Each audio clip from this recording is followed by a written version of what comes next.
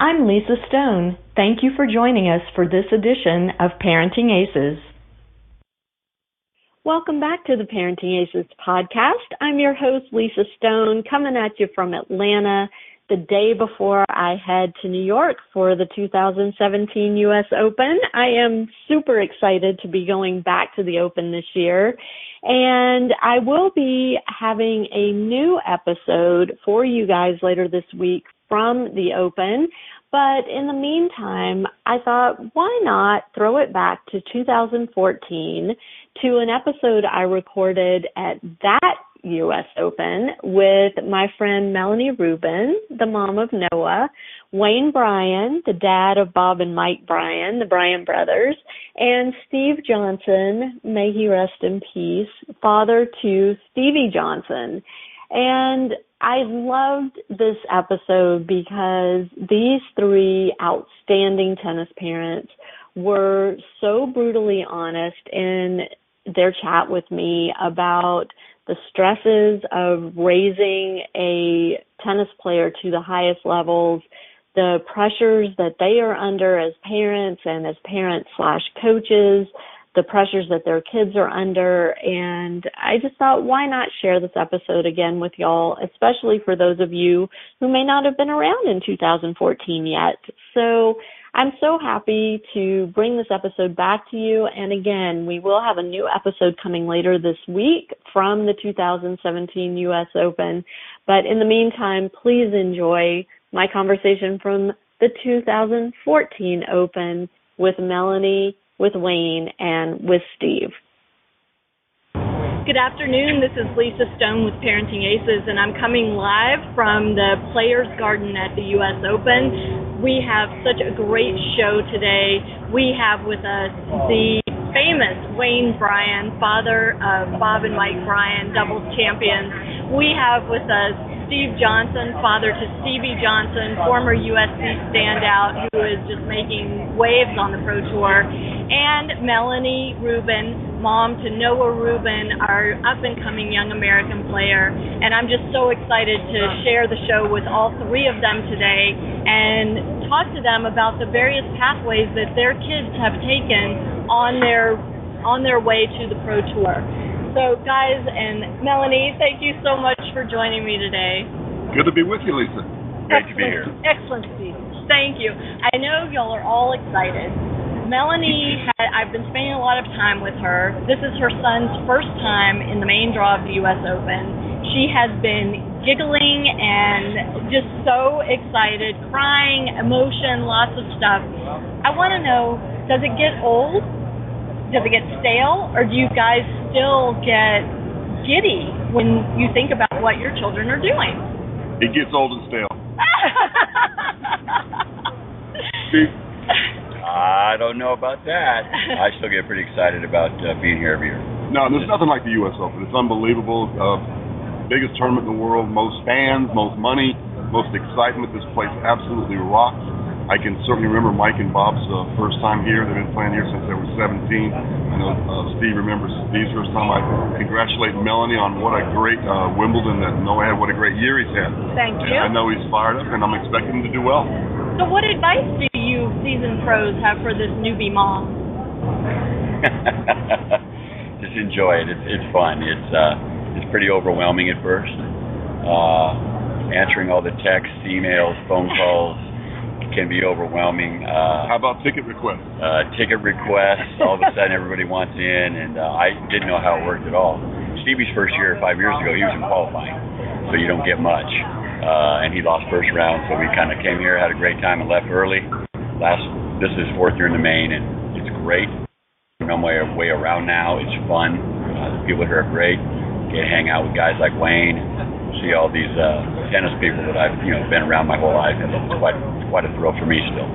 It's such an honor and a pleasure for me to be here with both of you and you, Lisa, and getting advice because, I mean, it certainly has been a whirlwind. It's been a very exciting summer for Noah, and now, we live Merrick, Long Island, which is 40 minutes from here, so the ticket requests and the information have quadruples because, all the friends and family want to come and cheer him on, which I love, but it is a bit overwhelming at times. You have to develop an email that is all ready to be fired out.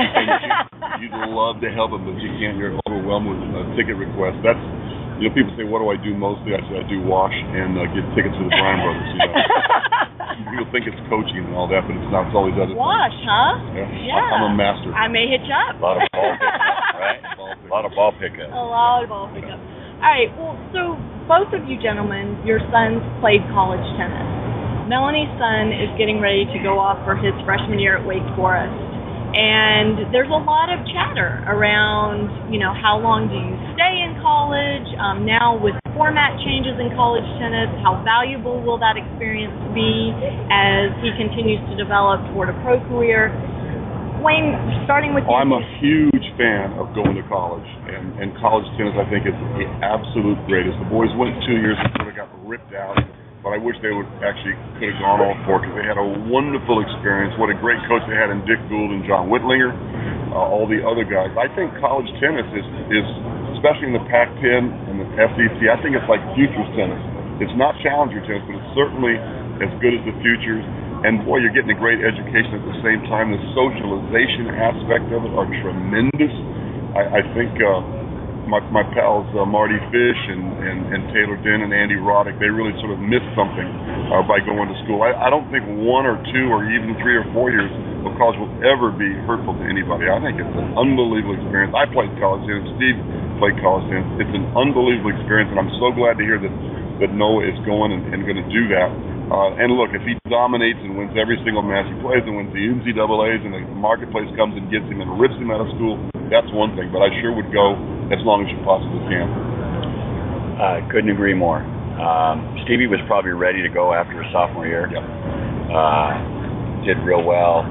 SC had won 2 titles, so he just said, I'm not giving this up. I remember Peter Smith, one of his funny stories is when they played for their 3rd one at Stanford, he was very nervous because he told his assistant, George Usack, if we lose this today, Stevie won't come back next year. But if we win, he'll come back because he's not going to give up a chance to win 4.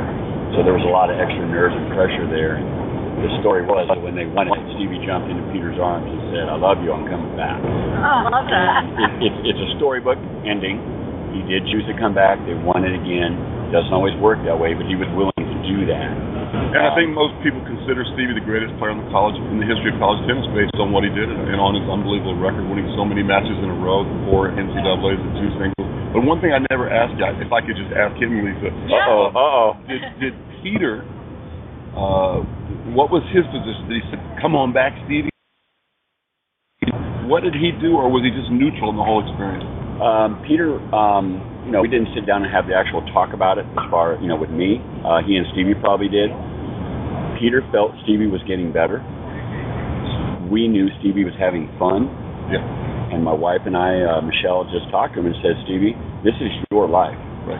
And one of Peter's biggest speeches that he gives all the time during the NCAAs is, go out there and have fun. This is a memory. You're going to be 30, 40 years old someday.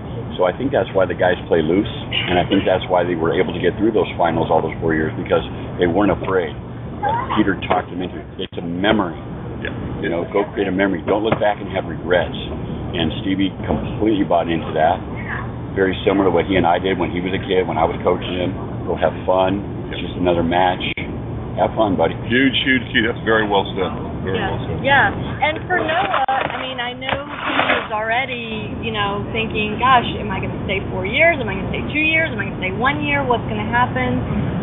Melanie, what are you hearing from his new coach at Wake Forest? And, what are your hopes for him? Well, first let me say I'm thrilled that Noah is choosing the college path at this point. I am thrilled that he's going to Wake Forest. I think Tony Bresky and Jeremy Feldman are going to I know they're going to do a fabulous job with him. Noah and I went through orientation week, so he was being the typical freshman. Although a few days early, he was being the typical freshman there, so that was a wonderful experience for him. And I know he's looking forward to both the college tennis and the college experience, but he's going to focus on his tennis. Is he thinking about going more than 1 year? That is definitely still an option, and I hope that option stays open for him, and I hope he stays as long as he feels that it's good for him. I know he's going to have a chance to grow as a tennis player, grow as a person, grow socially. The academics at Wake Forest are wonderful, and I'm just very excited for the whole thing for him. Very, very well said also. And I'm just looking, a 4-year bulldog is walking by John Isner. Nice to see another college guy walking by. If I could say real quick, John Isner, that was John walking by, and Mike and Bob, Bryan, were huge in Stevie's life. He met them when Stevie was just 5, 6 years old in Bakersfield. We got the picture. And then years later, I actually brought the picture and had Mike and Bob sign it. Stevie was a little kid at the Bakersfield Racket Club right before the Easter Bowl. And then as Stevie was getting ready to go and we were consulting everybody, John Isner was the one who actually sat him down and said, hey, look, 4 years isn't going to hurt you. Look at the age of the tour now. They're all 27, 28. Nobody wins. There's no teenagers in the top 2. What is there, 1, 2 teenagers in the top 200?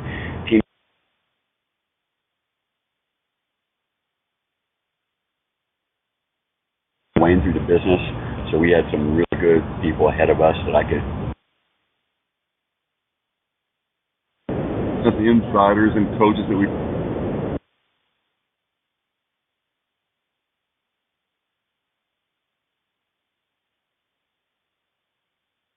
decision. But I think in the boys' case, the marketplace came, and that was the time it will be now.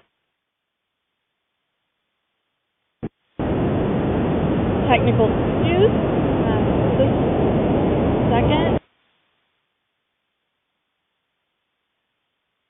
No, I'm so sorry.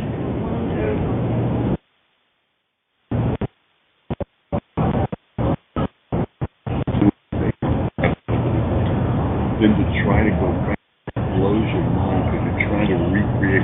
We're in. We're good. We're good. We're on the air. We are good. All right. Let's keep talking. I'm so sorry to my listeners. I'm sitting outside and Wi-Fi is a bit spotty out here. But so, Melanie, do you have any questions for these experiences?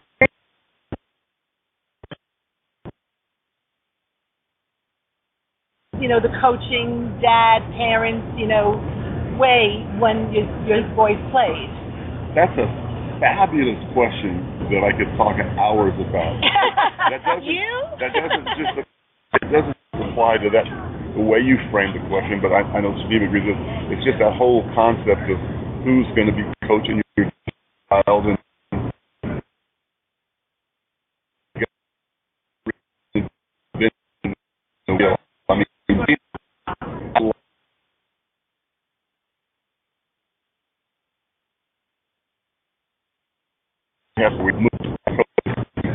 I just don't think that's the way. Talking about Tiger Woods, I think one of the things that hurt him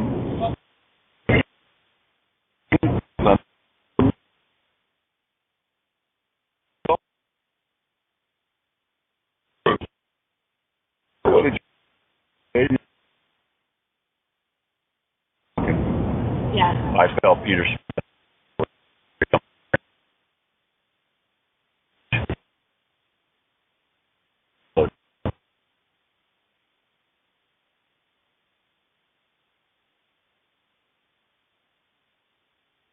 On the air?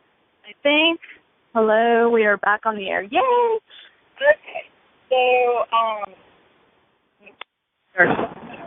right, go ahead, Melanie. Sorry, we are back on the air, folks. Okay. Well, I was just wondering. I pretty much know the answer to the question, I think. Noah's sister, Jessie, she played tennis at Binghamton University, and her experience with her teammates, her experience with her coach, Libby, first Mike Stevens, and then Libby McGovern, they were just unbelievable experiences. And while her aspirations are very different from what Noah's are, it was just their relationships and the living together and working together is just invaluable. And like I said, I think I know the answer to this question, but if you two can just address what the college team experience means and meant to you guys and meant to your boys, I'd really love to hear about that. You've already expressed it well. I don't even think there's a question here. I just 100% agree that college tennis has been a great experience for so many reasons. You learn so many life lessons. You get the socialization. I just went to the UCSB Hall of Fame, I'm proud to say, I took a picture of that. February 18th. And when I stood up to address everybody, I said, I took 4 years of a Greek history course, 4 units for a year. And you know what I remember about Greek history as an old guy? I filled 26 pages in my blue book on a 3-hour final. You know what I remember about Greek history? One sentence. The Greek polis is the cradle of democracy. That's all I remember. I took a Samuelson Econ course for a year. The only thing I remember is macro and micro, and I don't know what those 2 words mean. In Spanish, I only remember como se llama, mi llamo Jaime, because there was no Wayne in Spanish. Anyway, the point is, but I'll never forget the practices. I never forget my teammates, my coaches, the trips, all the things we went through, the ups, the downs, the wins, the losses. The college experience was central to my college experience. And I think Stevie Johnson would say the exact same thing. He had a phenomenal experience. He went in as a skinny little freshman and came out a stud man ball player, So I want college experience for as many of our American kids as possible. Playing in college is not about being a pro. If you get struck by lightning, okay, you're a pro. You got that much chance of making it on the tour. But the college experience is achievable and fantastic for all American kids. Steve, how does Stevie feel about that? Peter Smith will be a part of Stevie's life forever. And all his teammates. My own personal story, my college coach turned 81 this year.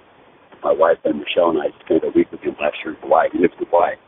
And I spent a week with him. He's still part of my life. I still ask him questions. He helps me. Next to my father, my coach, Lee Ramirez, is still a very important man. Peter Smith has been the greatest thing for Stevie. After being to Peter, now on to this U.S. Pro Coach, I know Greg Boynton is a wonderful man, good people. So couldn't agree more. How do y'all feel about what's going on with the format in college tennis, going to no ad, clinch. How do you think that's going to impact our young players that are considering college tennis? I don't see, what's the hurry? They talk about we're going to get college tennis on TV. I don't think you want to change the whole format because there's technological ways to trim up those matches a little bit. You can shorten up this and shorten up in terms of the 10-minute break and start the matches on time and blah, blah, blah. I just hate meddling with the sport so much. Leave it alone. It's the greatest thing we've got going. I love the doubles to start the match. People go crazy watching those 3 doubles matches at the beginning. Trim up the best part of the whole match. You know what? I'm not sure exactly how it's going to end up. I'm actually very thankful to Stevie in college, and I don't have to make a decision on that. I think it's making it tricky for people like Melanie. Kids are in that position who do want to move to the next level. So we'll see what happens. It'll be interesting. I know my son's a high school senior this year, so going through the recruiting process, he is not at this level. So for him, college tennis is going to happen regardless. But I am hearing a lot of chatter among the kids in Noah's group, that, are we going to choose that pathway? Melanie, has Noah talked about that at all? Has that been part of his decision-making? It is. He's disappointed in the way that it's going right now. But I think it's premature for anybody to really say how it's going to go, whether that means for Noah or for any of the other players. Let's see how it pans out. Great. So any other advice you guys care to share with this newbie mom as she embarks on this journey? One of the biggest challenges, I think, is the emotional highs and lows through this. How have you guys managed that? Are you doing yoga? Are you meditating? How do you manage it? I think you have to have minimum expectation and maximum motivation. I love that. It's a tough league. Just take one day at a time. Enjoy it. Have fun. I'm a huge believer in enjoying it. Have fun each and every day. Make friends out here on the tour. Make the tour a warm place to be. If everybody's your enemy, you're not going to enjoy it too much. But you got to be able to sleep on an airplane. You got to be able to say no to tickets, and have fun each and every day. The college experience is different for some of these kids because they have been on teams. Stevie's best time is when he's on a team. That's another reason why he stayed in college. Mike and Bob have played Davis Cup forever, and it's hard for some kids. They actually don't perform well in that situation because there's more pressure because they're playing for those guys over there on the bench. Exactly. If Stevie were to get a chance to play Davis Cup, I mean, that's the dream. I think it will happen at some point. It happens now. That's great. The Olympics, I mean, all these things. He has always lived. It's funny, he's a tennis player because he's always been a team sport guy. And he played all the sports, but tennis was where he was going. He's the rise man. He loves it. He would be on the team right now if he could. You know, he played team tennis for Billie Jean that one year, but it was just really very rough on him. It's a tough 18 days. Right. And let me just say, interjecting there with what Steve said. I mean, I'm 100% agree that tennis makes a great team sport. The more we have junior teams, high school teams, college teams, adult teams, Davis Cup teams, the better and healthier our sport will be. And also, tell the kids to play doubles as often as you can, because that's a team sport. I love mixed doubles, and so do the kids. The more we program for teams, doubles, and mixed, the healthier our overall sport will be. Good advice. You know, it's interesting because while tennis is often an individual sport, that team feeling, I mean, Noah's been blessed enough to have opportunities. He played for the U.S. and Junior Davis Cup and so forth. And when he won Junior Wimbledon, he says one of the most special moments to him was when Stefan brought that American flag out and the two of them paraded it around the court, and he really feels like he's part of this young American team. And he's hoping they all do well together. And it was one of the greatest moments of his life. He said he really felt the impact of how big it all was when Stefan brought out that American flag. And it's just, I'm thrilled for this next stage in college tennis for him to be part of a team, and I know he'll make that transition well. You guys both coached your kids coming up and handed them over to their college coaches and then to their professional coaches, but you're both Slightly handed over. Slightly handed. Right. But you're both still very present on the tour when they're playing, and I wanted to ask you, how was it, if you can remember, because I know this was a while ago for you, Wayne, but how was it to make that start to let go and develop the trust in the other coaches and the other people in their lives to take the care of them that you've always taken? Right. Well, I wrote a book about the glide path out begins early. Even in the 8th, 10th, 12th, 14th, I had them sometimes go out with other parents or other coaches in the team. And that's always, but we're always 100% there. I mean, I'm going to be on the practice court with them today. I talk to them about their games all the time. I'm always communicating. So if I didn't just totally advocate, even at Stanford, I went to many a practice that in. And like with Big Steve and Peter, I mean, there was a smooth relationship there, so that you're not always there, but, you don't just turn your children over to other people, either to raise, or to coach. Those people that send their young children off to academies and camp, I just don't understand that. I mean, I want to raise my own children. And so we've maintained a close relationship, but you're not, it's just a diminished situation. They got to be their own biz now and call their own shots, of course. But once the dad, always the dad. Once the coach, always the coach. How about for you, Steve? Very similar. It was easy enough for me to hand him to Peter because Peter involved me. Peter talked to me daily on the phone. What did you see? How would you do it? And so that was great for me. As a pro, it's been different. I've not had that role at all.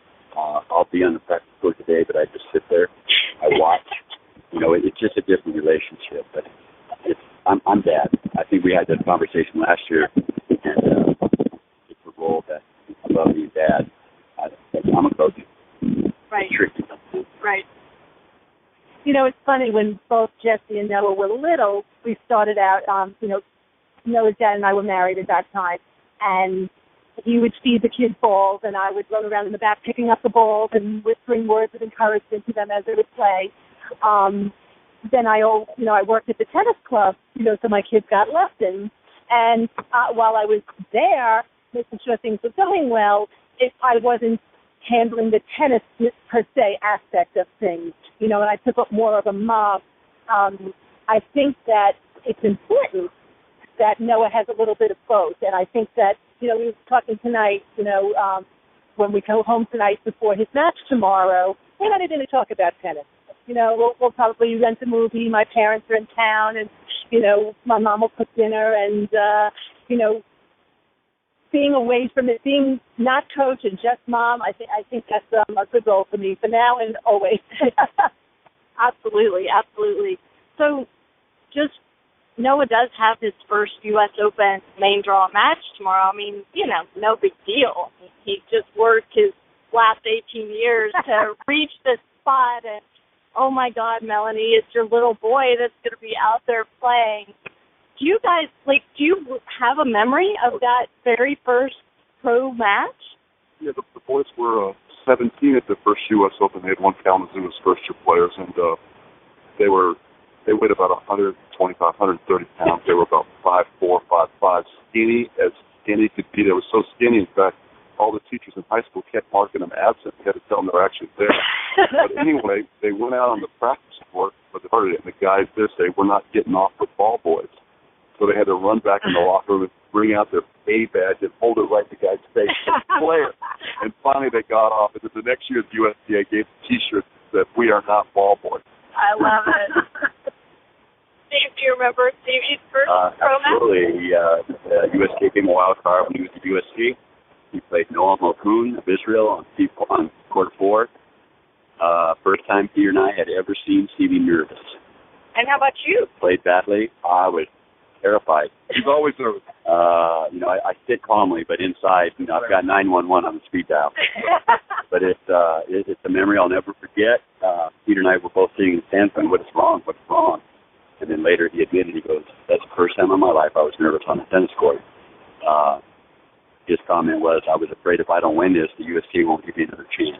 Aww. Which was totally not true. Right. But that's what was in his head, and he had way too much pressure and then played poorly because of it. So, great memory.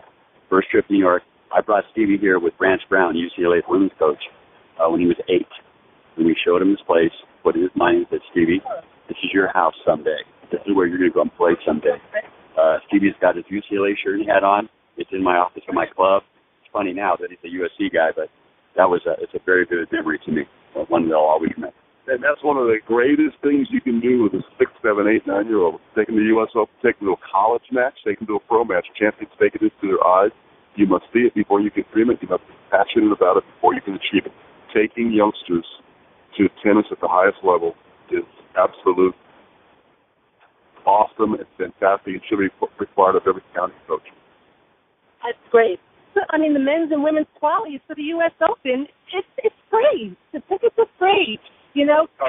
So is college tennis. They need to come down. And I've heard people say this, but unfortunately not enough people are doing it. Bring your young players down. Have them watch college tennis. Any college tennis. Whatever's closest to you, or travel to go see something that you've heard about, go. And honestly, they couldn't get a better experience. I agree with that 100%. Yeah, and I mean, that's been our experience. My son changed his whole tactics toward camp at UGA when he was 9 years old. All of a sudden, it was like, I want to play there, and it's the same as what you were saying with Stevie, that, this is your house. And it's very exciting to watch that developmental process happen. And Stevie went to many USC matches before he walked in the gate to play for this. Yes. Absolutely. Yes. And even though he grew up going to UCLA or being friends with Rance, and we have the same thing in our house.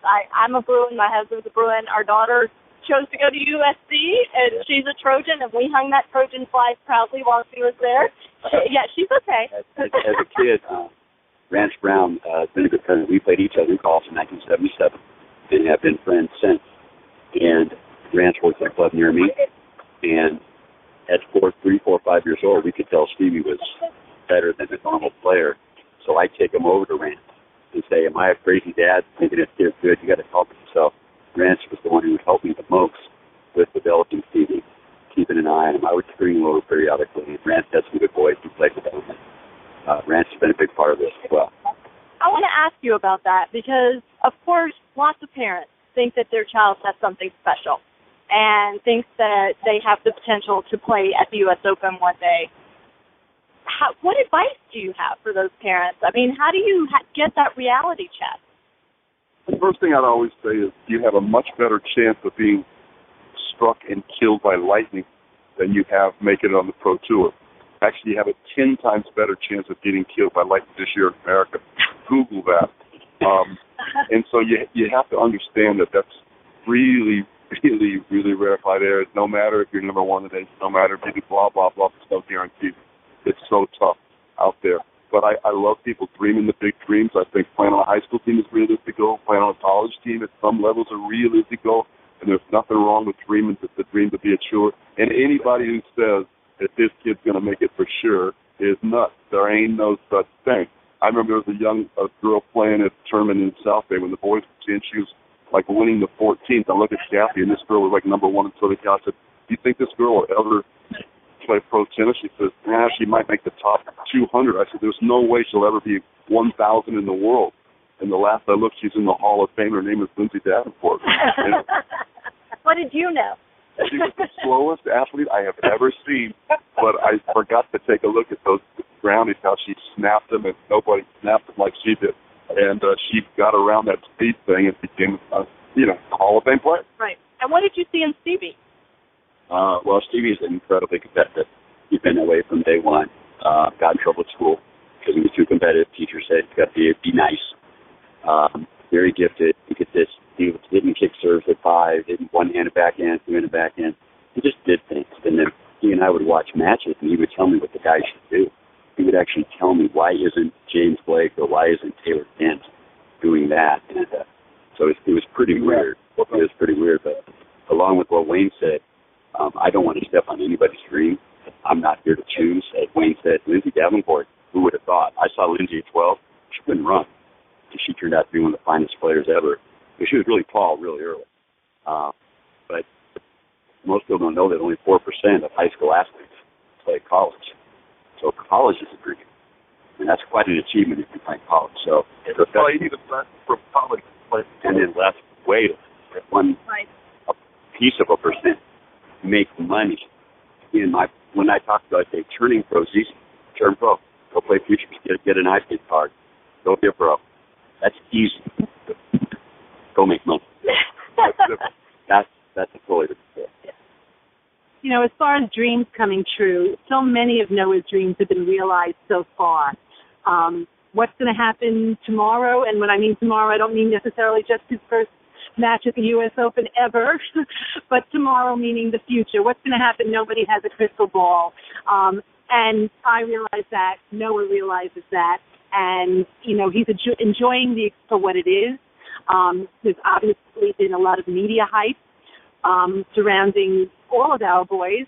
Noah particularly, hometown, our local papers, and there's been a lot of hype, but Noah realizes that a lot of things came together, a lot of hard work, a lot of years, a lot of sacrifices, and a lot of stars aligning to get him to where he is right now. So, like I've been saying, and, he's saying it, savor the moment, seize the day, and what will come after that, we don't know. But you know what? He's been dreaming of this. He's been dreaming of this particular moment since he's in diapers, literally. And I thank God for everything that he's gotten so far and how hard he's worked. And today and tomorrow, let him just enjoy. What will be, will be. Beautifully said. You're right on the money. I'm Lisa Stone, and you've been listening to the Parenting Aces podcast. For tennis parents, by a tennis parent. If you like what you've heard, please subscribe to us and write a review on iTunes. For more information on navigating the junior and college tennis journey, visit us online at parentingaces.com. As always, a huge thank you to our sponsor, tennisballs.com.